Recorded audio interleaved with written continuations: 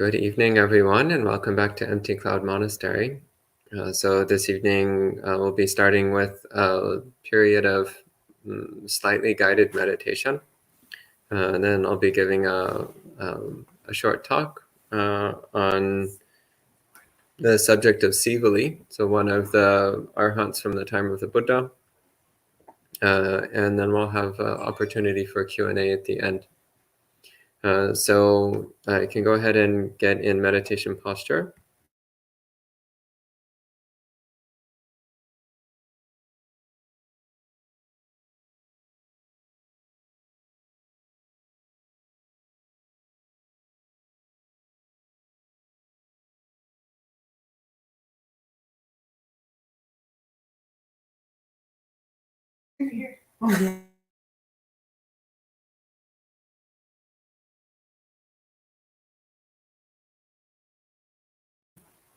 So please go ahead and get in meditation posture.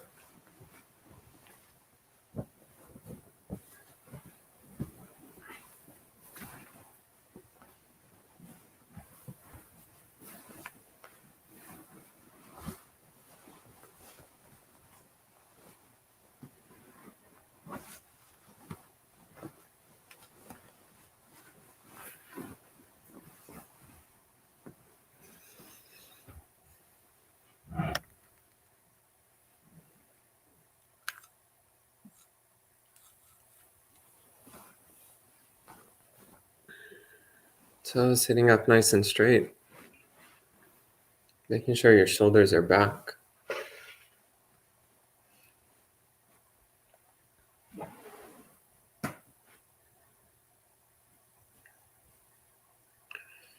Take a few long, slow, deep breaths.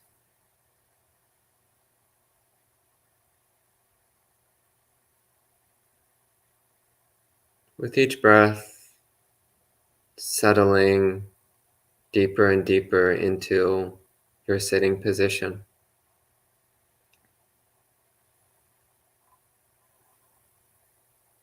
Resigning yourself to this position, fully accepting that this is how the body will be for the next period of time.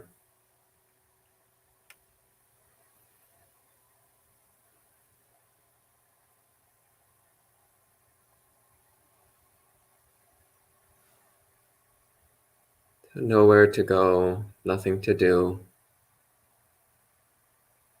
nothing you need to remember, nothing you need to plan. And just settle into stillness of body and mind. And enjoying this stillness.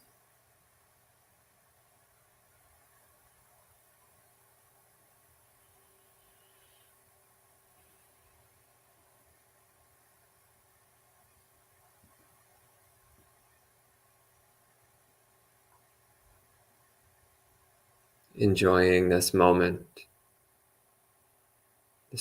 of peaceful alertness.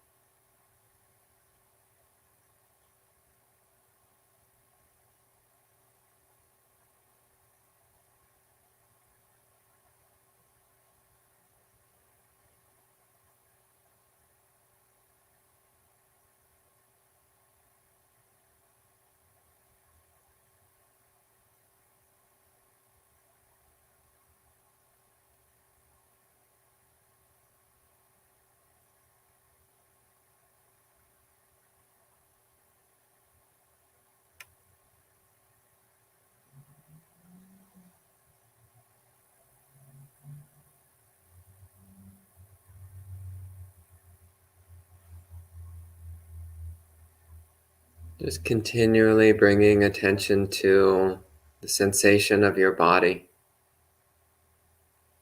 this motionless, pleasant block of sensation. So feeling the whole body as a single motionless object, a single motionless domain of awareness.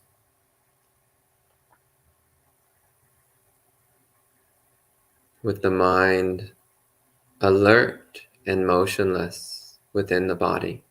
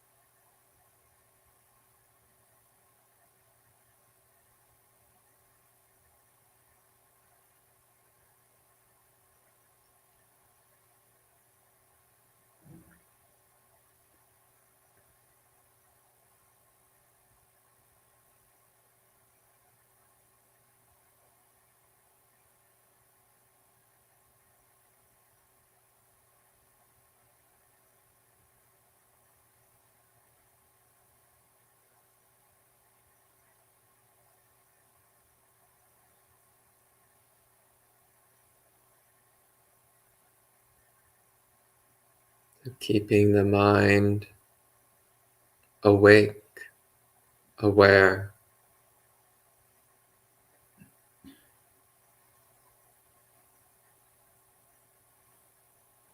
yet motionless and non-reactive, fully accepting each moment without liking or disliking,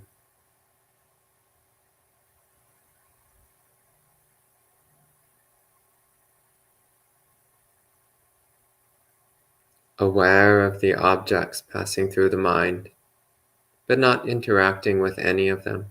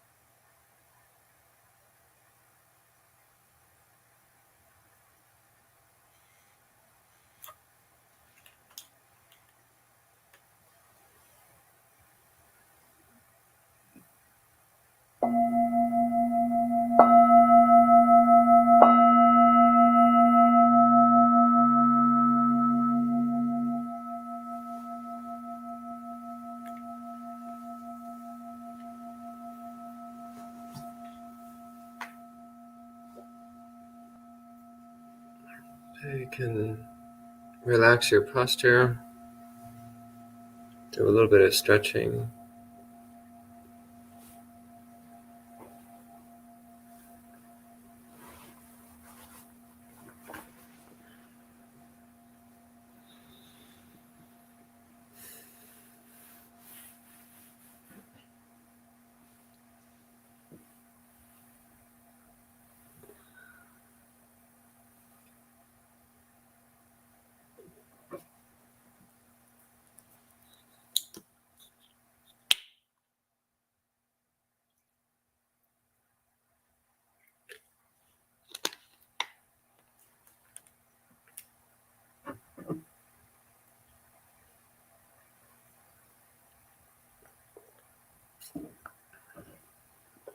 So we can start by paying homage to the Buddhas.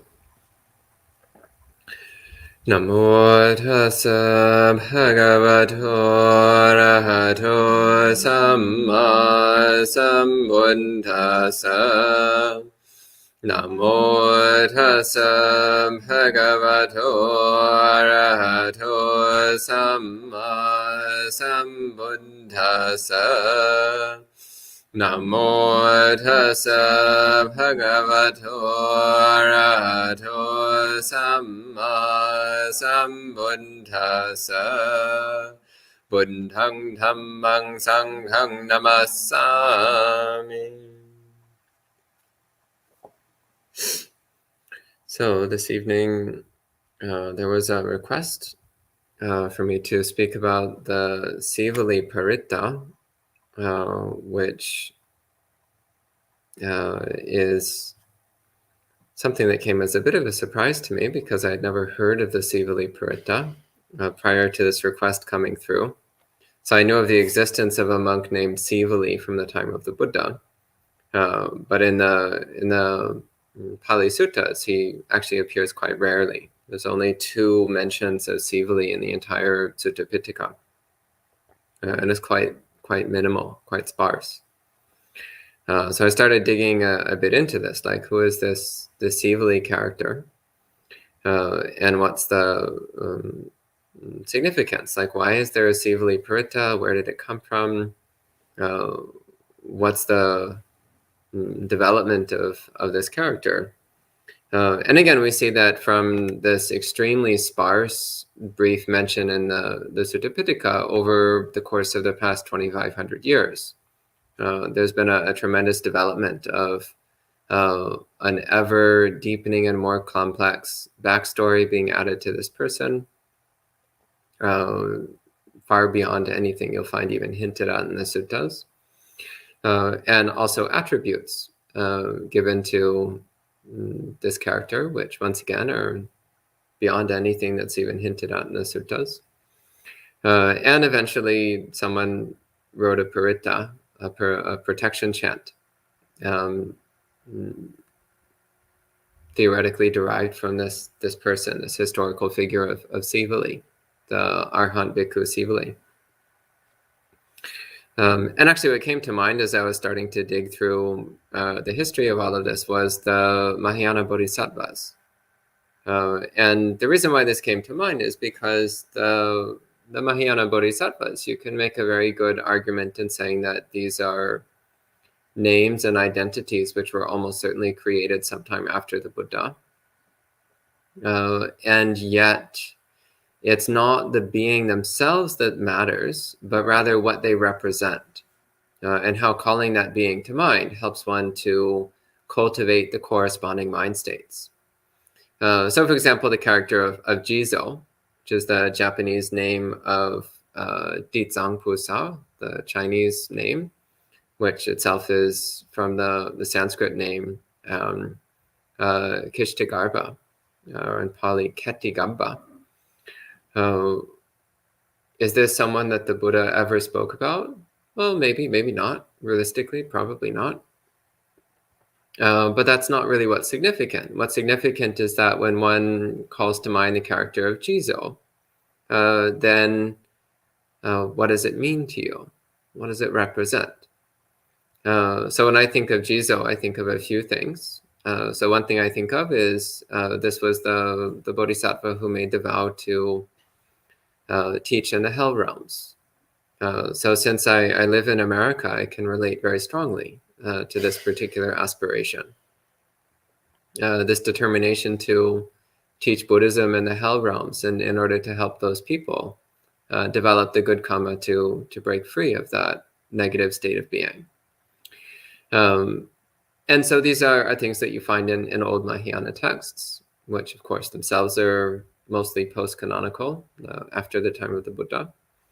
But then as time went by, people started adding additional attributes to the character of Jizo. And one attribute that was added was that Jizo eventually came to be considered the patron saint of travelers, the protector of travelers, which here we have an overlap. So the character of Sīvali, the Arhat Sīvali, again, in the suttas, we don't see any reference whatsoever to him being a patron saint of travelers.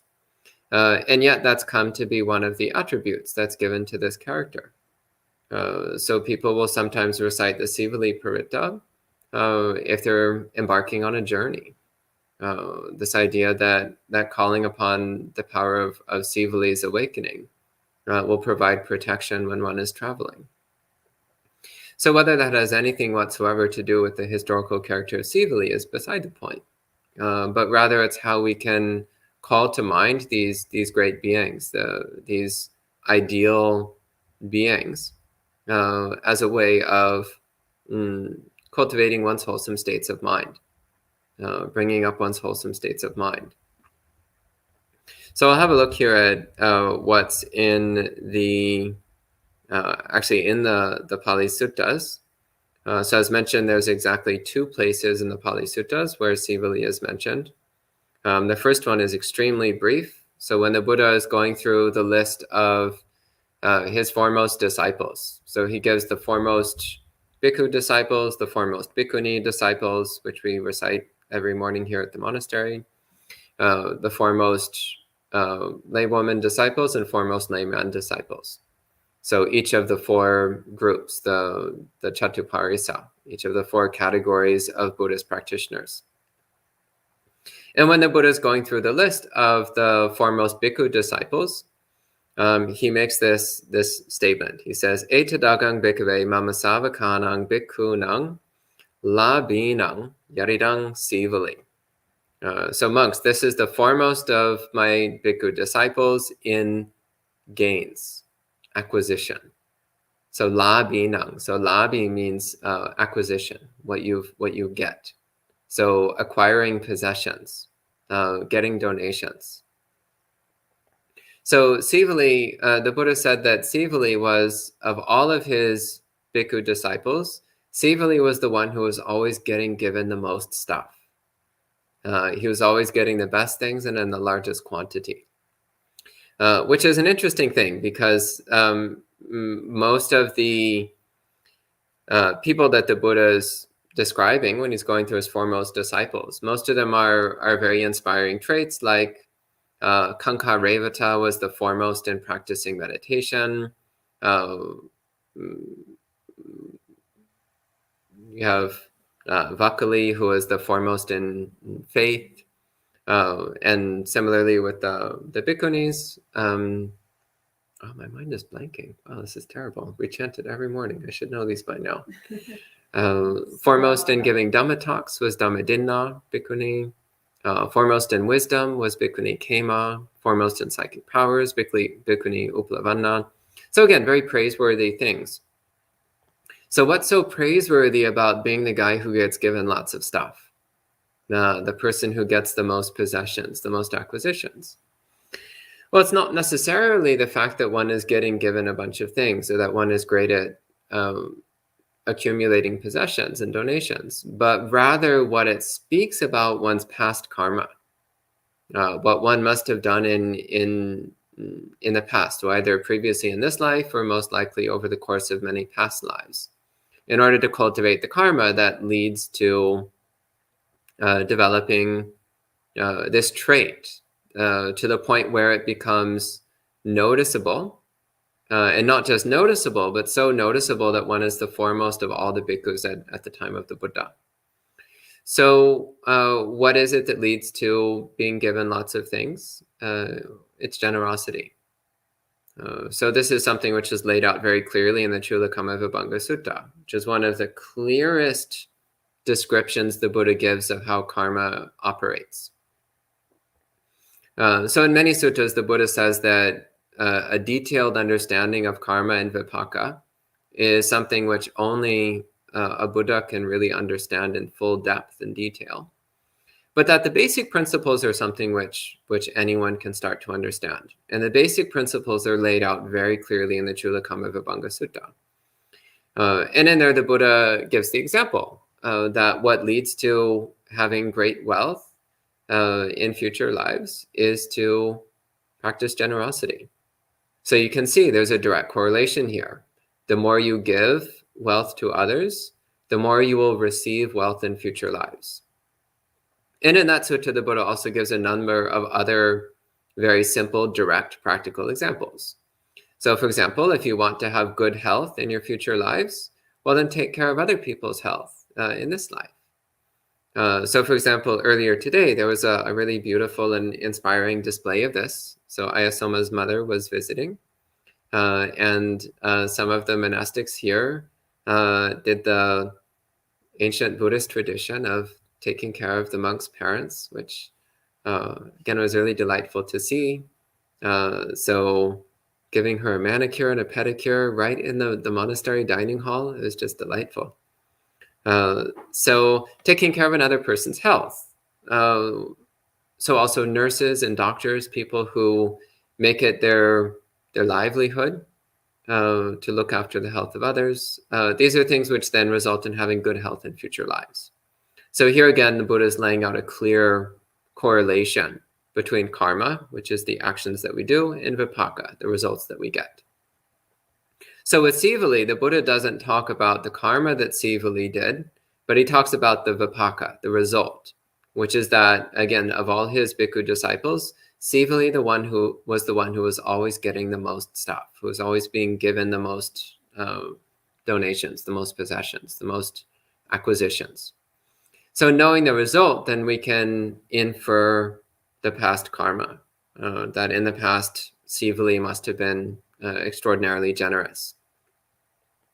And exactly what that is not mentioned anywhere in the suttas, but in the later apocryphal literature of the commentaries, the post-canonical texts, including the Upadānas, which is also considered apocryphal, then additional backstory is added to the character of Sīvali, talking about what he might have done in previous lives to cultivate this remarkable trait of always receiving so many things.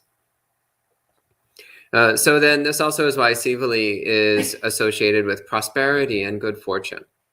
So this was something which he was demonstrating in the time of the Buddha.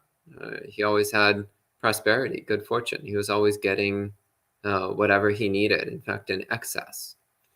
And so then reflecting on the character of Sīvali, we can reflect as well on our own conduct. If we want to have prosperity and good fortune, well, you actually don't get that by reciting the Sīvali Paritta. Though if the Sīvali Paritta helps to remind you, that's fine. But rather, prosperity and good fortune comes from practicing generosity, practicing kindness, taking care of others, being considerate of others. And this is a more refined point. So a more refined point of Buddhist practice is consideration. So not just giving things to others, but actually considering what can I give which will be appreciated, which will be useful, which will be beneficial, which will be enjoyed. So for example, if somebody is allergic to peanuts and you give them a peanut butter sandwich, well, you're practicing generosity, and generosity is good, but consideration would be giving them something that they're not allergic to. That would be a little bit better. Or if somebody likes pencils and you give them a pen, well, okay, generosity is good, but they would probably appreciate a pencil a lot more. Or if somebody has no legs and you give them a pair of shoes, Again, generosity is good, but that's probably not going to do them that much benefit.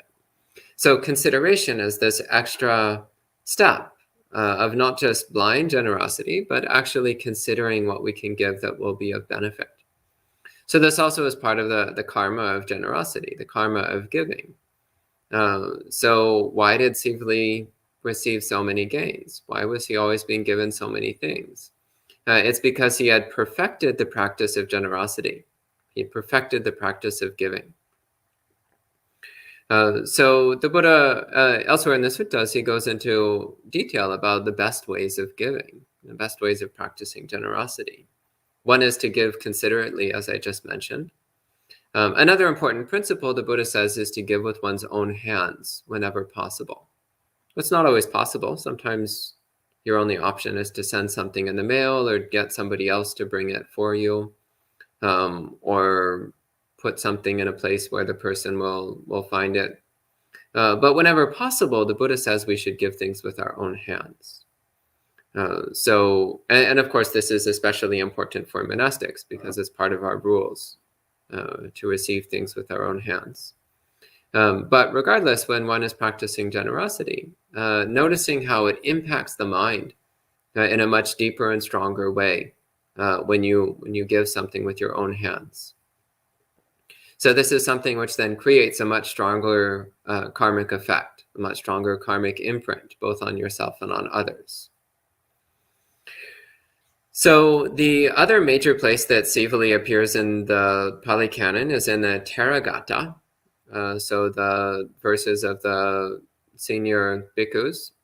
So lately we've been hearing a lot of delightful talks on the Therigatha, the verses of the elder bhikkhunis, the female monks from the time of the Buddha. But there's also the mirror text, the Theragatha, which is similar flavor, similar style, but specifically the bhikkhu disciples of the Buddha. So there is one short Theragatha of Sīvali. So it's one verse. And in Pali it says, Te me ijingsu sankappa yadato pavising kuting. So this means that my intentions have been successful, for which I entered this kuti. So in other words, he's saying he had entered into his kuti, his monastic dwelling, with an intention. And he says, now that those intentions have been fulfilled. And the next line, he says, Vijavamuting pache sang. So he says he's completed knowledge and liberation. So he set out in search of knowledge and liberation, and now it's complete. He's been successful in that quest. And he says, Mana nusayang ujahanti, which means I have removed the underlying tendency towards self-conceptualization. So mana, this sense of me, of self, it's from the same root, which means to conceptualize, or to think about, or to form an idea about. So mana is our self-concept, our concept of me, of mine, of who I am, of what I am. And the Buddha talks about different layers of subtlety to mana. And the deepest layer of subtlety is called asmi mana. So asmi means I am. So asmi mana means the concept of self-existence. This fundamental root belief, I exist, I am. So this fundamental root belief that there is some kind of ongoing, persistent being called me. So asmi mana. So what Sīvali Taro is saying in this Theragatha is he's saying, once again, he entered a kuti with this powerful aspiration, this aspiration that he's going to achieve the highest knowledge, the knowledge of liberation, that he's going to achieve full awakening. And he says that he did so. He achieved that. And he achieved it through completely discarding this underlying tendency towards forming a concept of self, a concept of me. So again, taking this simply by itself, then we can fill in a bit of a hypothesized story around it. So we have a monk who wants to attain awakening. He enters his kuti, so his monastic dwelling, and he practices insight meditation. So cultivating anatta sanya, the recognition of the inherently impersonal nature of all things. And through doing so, he's able to attain his highest goal, his highest aspiration, which was complete liberation, full awakening. So actually just taking this Therigatha by itself, and that's already a really beautiful thing to think of. When you think of Sīvali, of course, the Buddha did single out Sīvali as being foremost in getting given stuff, getting acquisitions and gains. But that's actually not the most remarkable thing about Sīvali. The most remarkable thing about Sīvali was that he was an arhat. It was that he went in his kuti thinking, I'm going to attain awakening. And he sat down and he practiced anatta sanya, so the meditation on not self, the impersonal nature of phenomena, until he was able to break through to full liberation, final knowledge and vision of things as they really are. So this is, actually I find this Therigatha really beautiful. I actually tend to really like all of both the Therigatha and the Therigatha. I find them really delightful. And part of what's so delightful about them is that these are many of them are the victory cry of an arhat. So an arhat proclaiming their awakening and often talking a bit about the circumstances of their awakening.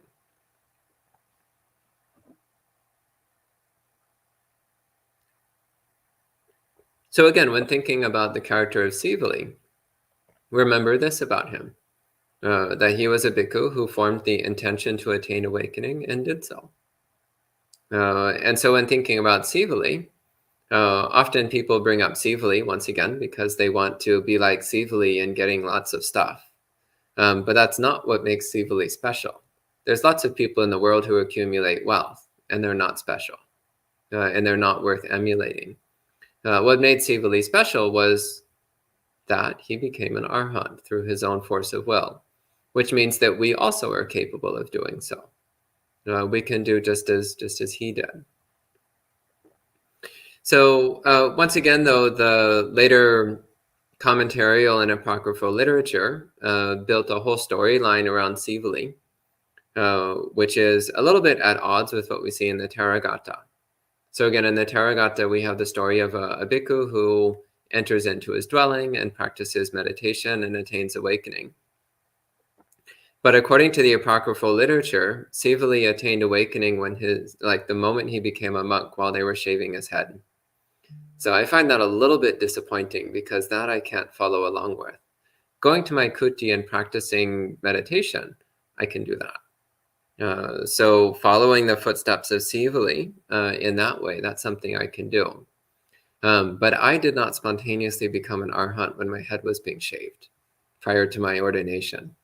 So that, it makes for a very nice story, but not, in my mind, an inspirational story, because it's not something that inspires me to follow along. So if that was the practice of Sīvali, what do? Do you get your head shaved and then disrobe and then get your head shaved again and then disrobe again? Not so practical. But following these instructions of go to your kuti. So going to one's kuti, by the way, also means that one is not hanging out and socializing with other people in the dining hall. It means that you're not chatting up the lay people who are visiting the monastery. But rather it means that you are going into isolation and seclusion and focusing on the development of your own mind.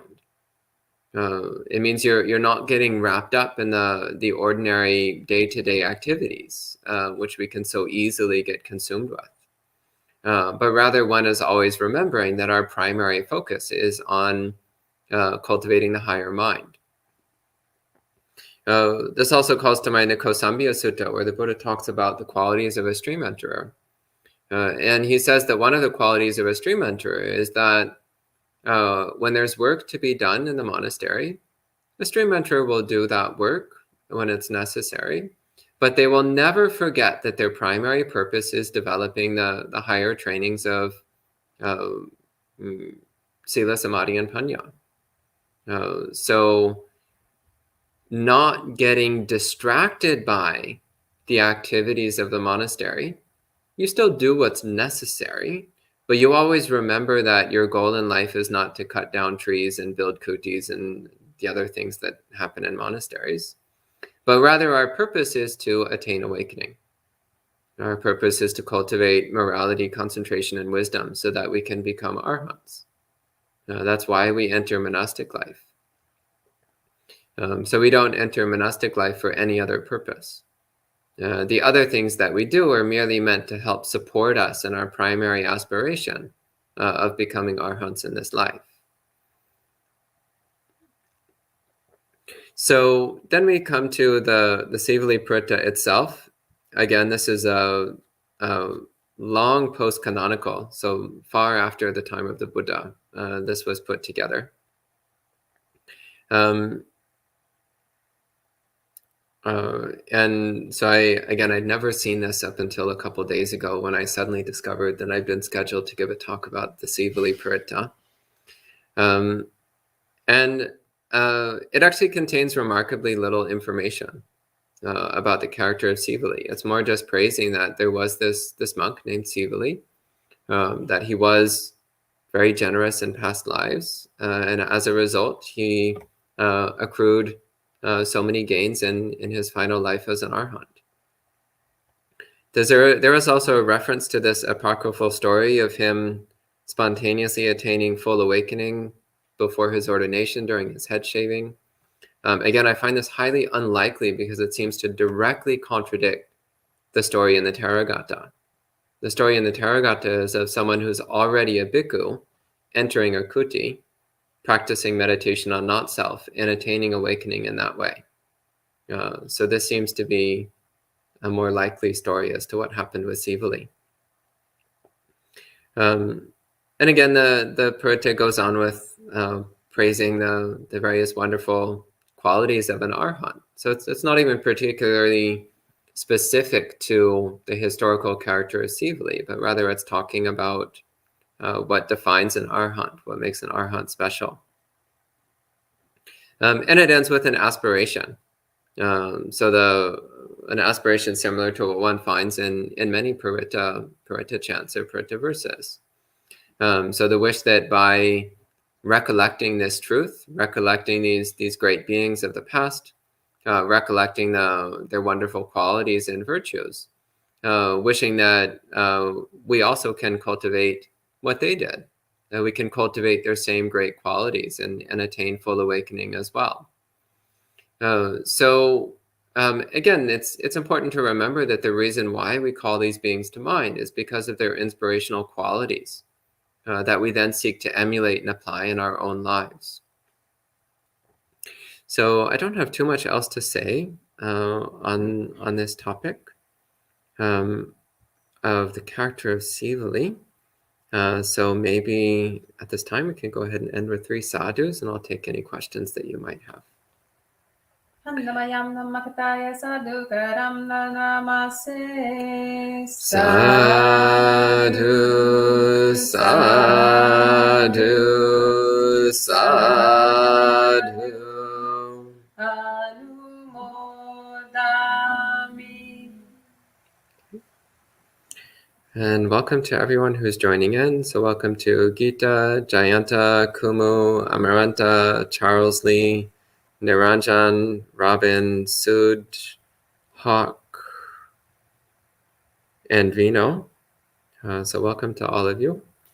And Bhante Vino requested actually the talk on the Paritta, Sīvali Paritta. Okay, great.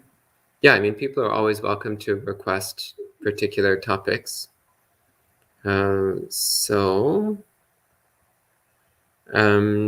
Gita, by the way, says that she had heard that the Buddha used to travel long distances with Sīvali. So that might be why he's associated with traveling. Again, this must be from somewhere in the apocryphal literature. I mean, the Buddha was always traveling long distances with groups of monks, so it's quite probable. Bhante, maybe I know that he's very popular in Sri Lankan Buddhism. So perhaps maybe there might be some material that it's available in Sinhala, but not really really not translated. That's quite likely. So there's actually there's still Pāli texts which have never been translated into English, and there's not a whole lot of Pāli literature. So there's doubtless tens of thousands of pages of things in Sinhala, in Thai, in Burmese, which we're just not aware of in the West. So one of these days we need to get some bilingual translators to start filling us in on. I see some fingers going to our local Sri Lankan American laywoman. Yeah, I mean, there's unquestionably a huge body of literature which has just never made it into English or any other European language. So Sud asks, it seems these parittas protect us from our own defilements if we understand them. But are they meant to also protect us from physical dangers? And if so, how are they meant to do so? So again, the primary purpose of recollecting Buddha, Dhamma, and Sangha, and recollecting a particular arhat, bhikkhu, or bhikkhuni would just be part of recollecting Sangha. So the primary purpose of recollecting Buddha, Dhamma, and Sangha is to remind us of those qualities of Buddha, Dhamma, and Sangha so that we can act in accordance with them. And this also helps to bring up the wholesome mind states of joy, of faith, of confidence, of urgency. So recollecting Buddha, Dhamma, and Sangha, it's ways of inspiring and encouraging us in our own practice. So again, this is the main point of doing any kind of recollection of Buddha, Dhamma, and Sangha. With the Paritta chants, most of them fit in that category. Most of them have some kind of Dhamma content, or their recollection of a Sangha member, or multiple Sangha members, or recollection of the Buddha, or qualities of the Buddha. Some of them are things which the Buddha recommended for specific circumstances. So the Khanda Paritta is one which was given by the Buddha specifically for protection from venomous snakes, but if you read the Paritta, the first half or so is about protection from venomous snakes, and then the rest of it is actually praising the Buddhas. It's talking about the various wonderful qualities of the Buddha, and giving one's homage to the 7 Buddhas of this era. Shakyamuni Buddha and the 6 before him. So this actually then is, it is a protection verse with a very specific purpose. So protection from venomous snakes. And interestingly enough, also the way one is asking for protection is by saying, I have metta. I have metta for all the snakes as well as all the other harmful animals in the world. I have metta for them. I have no wish to harm any of them. So therefore, I'm requesting that they also not harm me. So again, you look at the literal meaning of these parittas, and especially the older ones, and especially the ones that come directly from the suttas, usually have a very Dhamma-related meaning to them. So they're not meant to just be magical charms which have some innate power. But usually they contain some kind of actual Dhamma content to them. As Buddhism developed over the ages, then there did start to also develop some traditional blessing chants, which again are not from the suttas and which do have more of a magical nature to them. So which not necessarily are recollection of Buddha, Dhamma, and Sangha, but which have another purpose. And those I'm not so familiar with. I'm more familiar with the ones which are Buddha, Dhamma, Sangha based. As for whether chanting the parittas has an innate power to themselves, again, I would say that the most power from chanting a paritta comes if you know exactly what it means as you're chanting it. and you're using it for the purpose of recollecting Buddha, Dhamma, and Sangha. But another function of it is that by reciting any kind of Buddhist verse, actually, whether it's a Paritta or a Sutta quote or Itipiso or any of that, is that it reminds the devas in the vicinity that we're Buddhist, and reminds them of their own vow to watch over Buddhist practitioners. So across all Buddhist traditions, there's the concept of the Dharma protecting devas. The concept that, and we find this mentioned in the suttas as well. So this is not an apocryphal concept. It's something that comes from the time of the Buddha.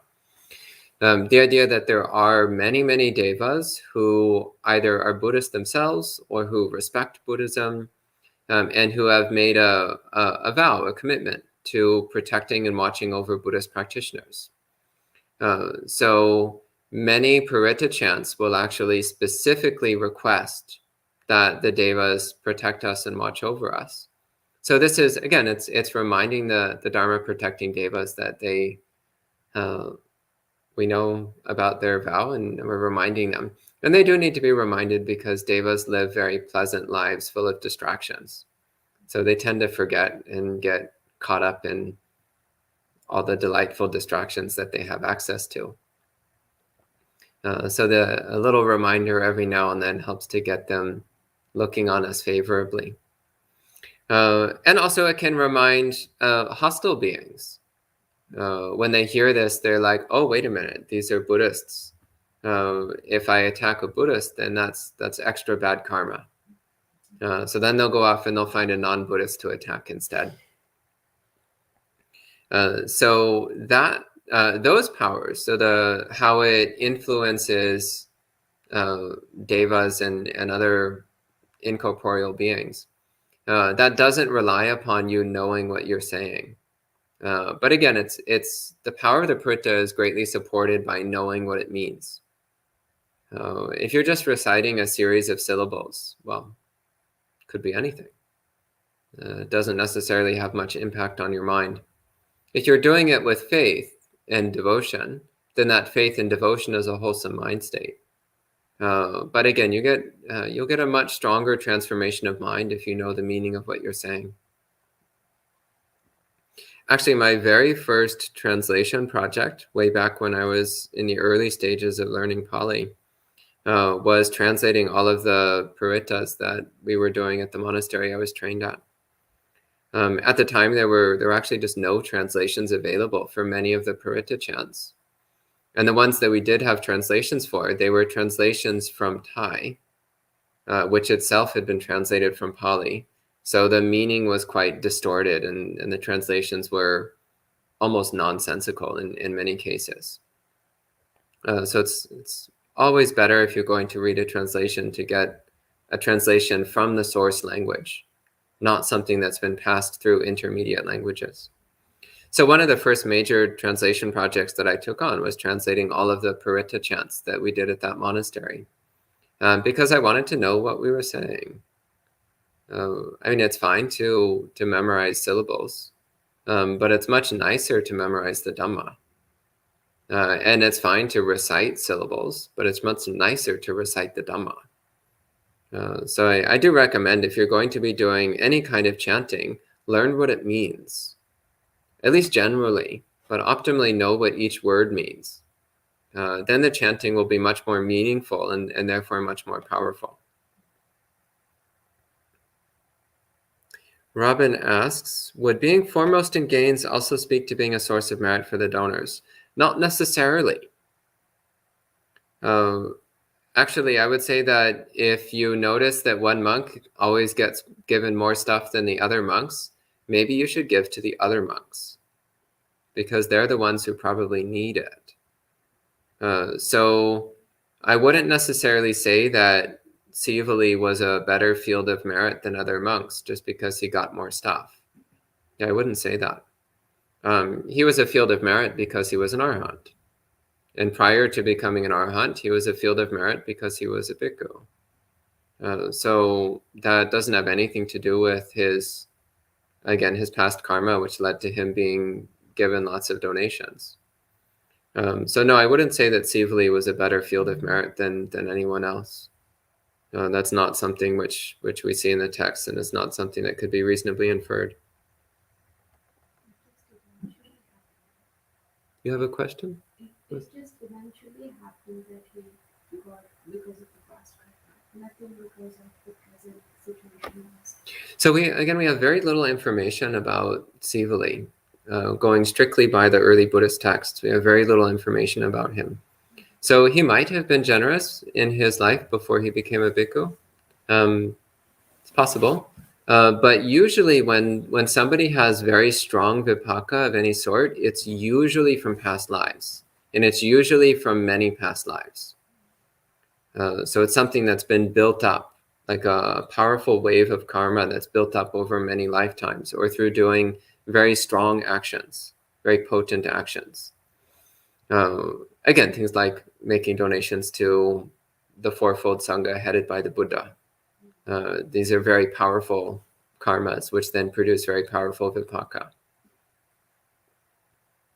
The Dakkhana Vibhanga Sutta is a great explanation of this, where the Buddha talks about how, of course, generosity always produces good results, but the field of merit that you're making donations to affects the power of that karma and therefore the intensity of the vipaka. So, and the Buddha in that, he says, even giving a gift to an animal returns 10 times. And he goes up, and even giving a gift to an evil person returns 100 times. And you're like, oh, wow, that's pretty good. Giving a gift to a moral non-Buddhist, so just an ordinary non-Buddhist, but they have good morality, returns 1,000 times. And he goes up from there. And then you get things like giving to the Sangha of only bhikkhus or the Sangha of only bhikkhunis. Well, even better is to give to a Sangha of both bhikkhus and bhikkhunis. This is something which I like to point out, since it's nice to have the opportunity to give to a Sangha of both bhikkhus and bhikkhunis. It's rare, and it's great merit. And of course, the best thing is to give to a Sangha of both bhikkhus and bhikkhunis headed by the Buddha. But that option isn't available to us these days. So second best is to give to a dual gender Sangha. That's your second best. And these days it's first best, because we don't have a living Buddha anymore.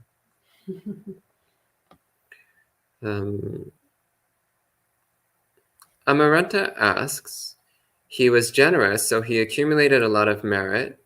Does this have to do with liberation through no self meditation, since generosity dissolves the self? There might be some connection. So generosity itself, so just practicing generosity is not enough to dissolve one's mana, one's self-concept. But it helps, because in order to practice generosity, you need to be able to think of others at least a little bit, which means you need to be able to turn your attention away from yourself at least a little bit. So it alone is not sufficient, but as a supporting practice, definitely.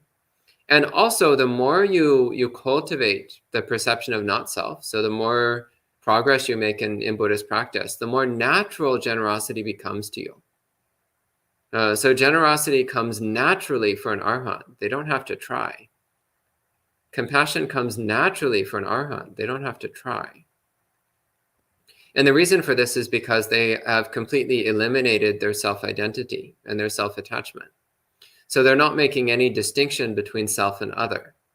So it's very natural for them to care about other people, because they don't make any distinction like that. It's very natural for them to give what they have to others, because they don't make a distinction between self and other. So yes, practicing generosity can help one along the path to dissolving the self and attaining full awakening. And also, progressing along the path, if you're doing it correctly, will naturally result in an increased generosity. So this actually is one of the ways that you can measure someone's progress along the path. Are they becoming more generous and more kind? So some people, it seems like the more they meditate, the more self-centered and stingy they get. So what that indicates is they're not practicing correctly. They might be spending a lot of time sitting still in dark rooms. But if their generosity and compassion are not increasing, then their meditation is not being done correctly. Something's going wrong there. So our Buddhist practice transforms the mind, and the transformation of mind affects our actions. So if our actions are not transforming, then that indicates our mind is also not transforming, which means we're not doing something correctly.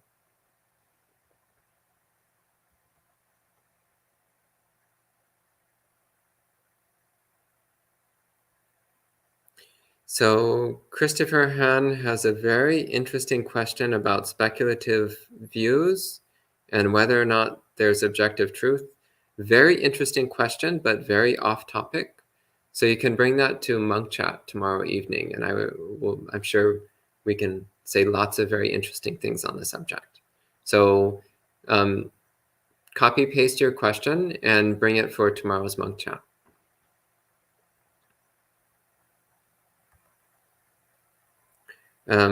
Anthony Tucker Valdez also asked a question about Asmimana. Actually, this is somewhat on topic since the subject comes up in the Sīvali Taragata. So Anthony asks, in the Navapa Sutta, Mara is said to trick and catch meditators by influencing them with views such as the soul and the body are the same, different, etc. Can Asmimana be Mara's doing? No, it's your own doing. You can't blame anybody else for this one. But Mara loves it when you're obsessed with yourself, because then you're under his control. Translate mana as a sense of pride or Mana? Not really. So this gets a little dangerous. So as I mentioned, I think it was this morning when I spoke about the word atimana. So the word atimana specifically has the meaning of arrogance. So the sense of superiority.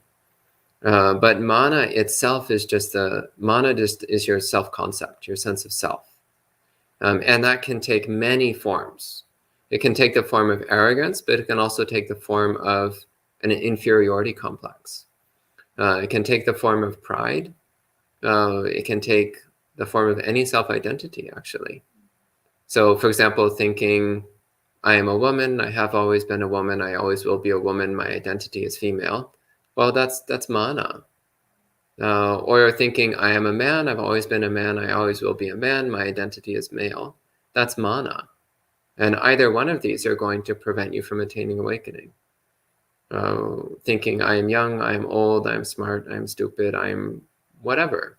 Any sentence which starts, I am, is a form of mana and an obstacle to awakening. Okay? Yeah. Anthony also asks, are Brahmaviharas better protection than Parittas? You can do both. I recommend both. Yeah, I mean, Brahmaviharas are wonderful, of course. Actually, the Buddha, in many suttas, the Buddha says that the greatest protection is metta. The best way to protect yourself is to do metta meditation. And then nobody will want to hurt you. So Brahmaviharas, yeah, it's an incredibly powerful protection. But you can also do Parittas. That also helps. And that's the last of the questions from online. Anything else from in person here?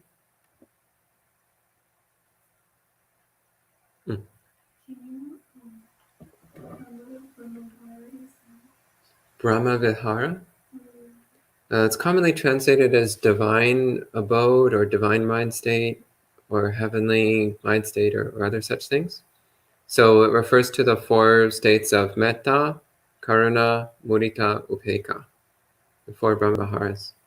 If you want a more detailed talk on the subject, well, then we should have a full Dhamma talk on the subject. Actually, we probably should. It's been a while.